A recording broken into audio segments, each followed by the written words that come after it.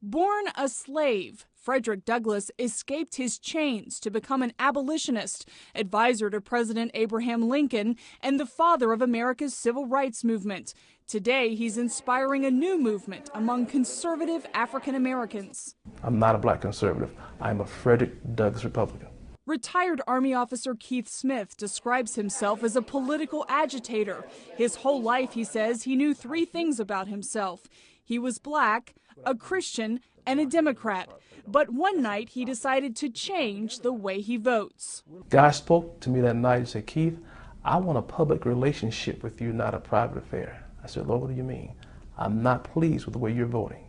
The way you're voting is inconsistent with your Christian worship.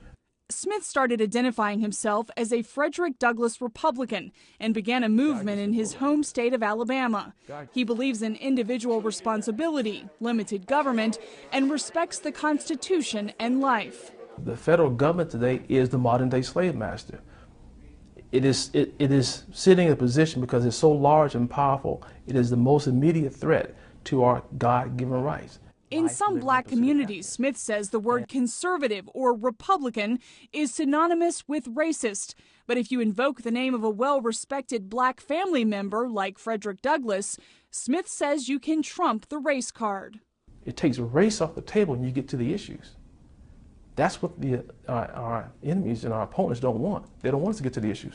Because conservative will win the argument of ideas. We have the best ideas. Once he can break through that race barrier, many African Americans readily agree with him. And that's key because black voters tend to be more conservative than whites when it comes to social issues. And his method isn't just for blacks. Debbie Gano heard Smith speak and now considers herself a Frederick Douglass Republican too. I can approach people and talk about those values rather than approaching them and them seeing me as a conservative white woman trying to impose my opinion, my viewpoints onto them. Right now there's this infatuation with ideas that have been on the ash heap of history, and we need to break away from those ideas. We need to start behaving like Americans. Ron Miller pushes that message in his new book, Sellout, Musings from Uncle Tom's Porch. Like Smith, his Christian faith drives his conservative politics.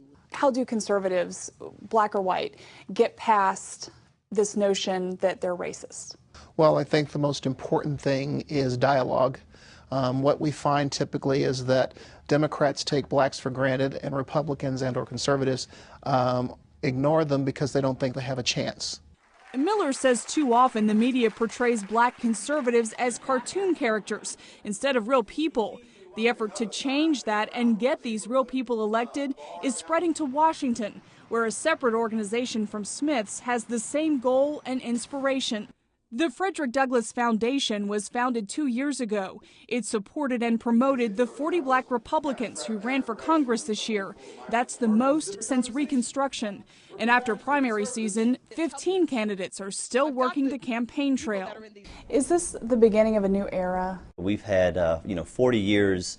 The Congressional Black Caucus just celebrated of their annual conference. And I think after 40 years, most African Americans are asking the question, are we better off? And I think what we have to realize is that a lot of the policies that have been advocated by those of the left really haven't worked, particularly in urban America. Every member of the Congressional Black Caucus is a Democrat. To stay viable, experts say the GOP must start concentrating on becoming more diverse. This country is changing dramatically. By 2050, whites will be a minority of the population. The Republican Party right now is heavily white and it's heavily male. If the Republicans don't diversify, even though they'll have good years like 2010, they will not be able to compete nationally in the way that they have been used to.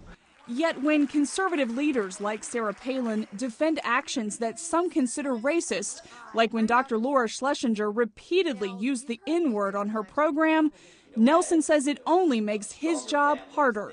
I wish that we could have a messaging class for all of the non-black people who are running for office. By the time the next presidential cycle rolls around, what do you hope to see? I'm reminded of a very powerful quote from James A. Garfield, who was another minister turned politician, who said that the people are responsible for the character of their Congress. He says, if that body be ignorant, reckless, or corrupt, it's because the people tolerate ignorance, recklessness, and corruption.